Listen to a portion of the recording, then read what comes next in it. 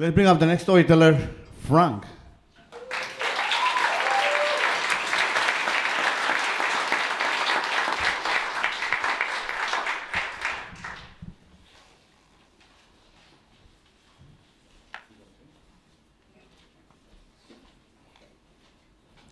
Hello, everybody. My name is Frank.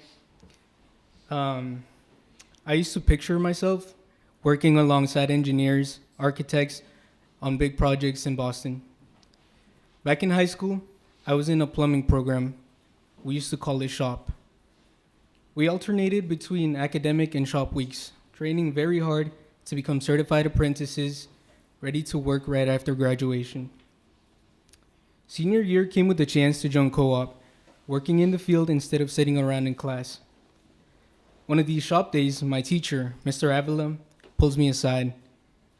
"You're a really hard-working kid," he says. "A friend of mine owns a supply shop. He takes in a student every year. I think you're ready for this job." I hesitated, knowing in that moment I had to come in clean. "That sounds like a great opportunity, Mr. Avila, but I don't have a social security number.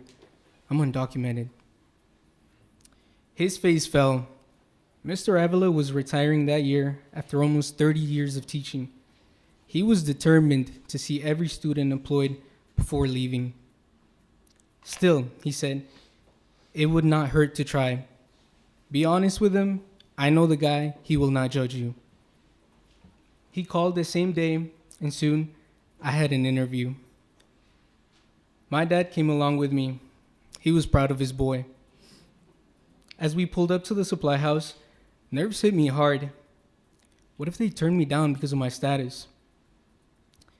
Inside, the owner greeted me with his dog and asked about my work. As if the dog knew that I needed some help in the moment, he sat beside me, calming me down as I shared photos and stories from shop. The owner smiled. "So, when can you start?" he said. I paused. With my heart racing, I replied, "There's something I should mention. I'm undocumented." As I explained my whole situation, his smile faded. "I hear you, and if it wasn't for that, I'd hire you today. But I need a social security number for the school. It's a requirement." My smile faded, knowing there was nothing I could do about it. I knew all along this was a possibility, but actually hearing it, it felt like a punch to my gut. An entire interview for nothing. I shook his hand, thanked him, and said goodbye to him and his dog. As I walked out, I felt crushed. I felt the urge to throw my portfolio in a trash can nearby on my way out. Fighting back tears, all I could do was accept my situation. My dad saw it in my face. In the car, I said quietly, "This just doesn't seem fair." He sighed. "Así es la vida para nosotros, mijo. We don't enjoy the privilege of having too many choices." His words echoed in my mind all week long. Back at school, my classmates asked me about the interview. I lied. "Well, it turns out I'm too good to hire." But no matter how much I lied, it always stung. Soon, all my classmates, one by one, all went on co-op while I stayed behind in shop, working solo on maintenance projects. Shop, once my favorite place, became painfully quiet. I missed the noise, the teamwork.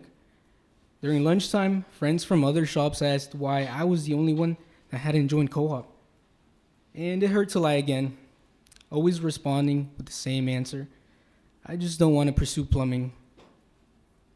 That was the first time my undocumented status truly held me back. My dream of owning a plumbing business suddenly felt unreachable. Lost and frustrated, I opened up to my guidance counselor.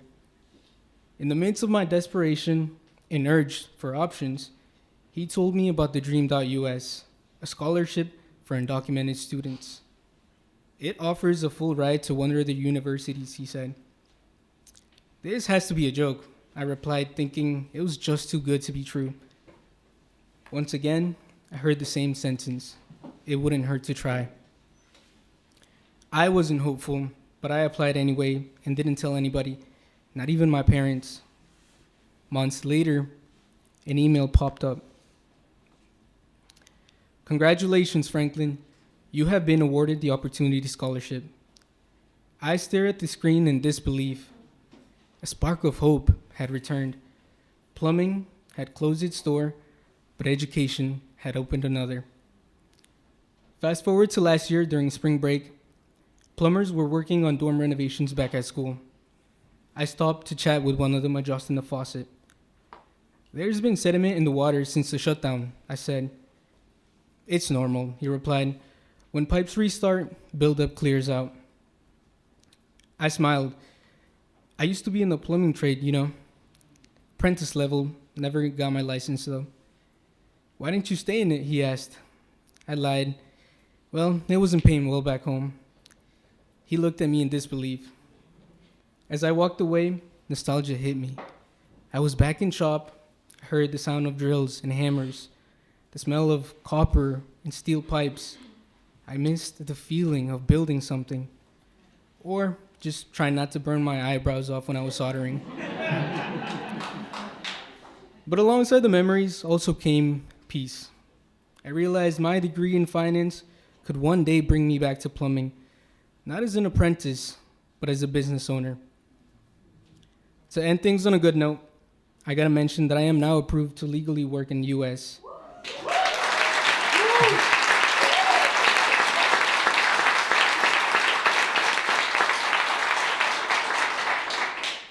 When situations seem to be against you, as somebody who fights back, the last thing you can do is lose hope. I hope to one day follow the steps of Mr. Avila, becoming a hardworking and respected man by the community his business served. Somebody who gave it all to pass on the love for the trade to newer generations. That moment reminded me that what once felt like a closed door was really just a redirection. Even as immigrants, we can fight for opportunity. That painful chapter was not a dead end. It was the start of something much greater. Thank you.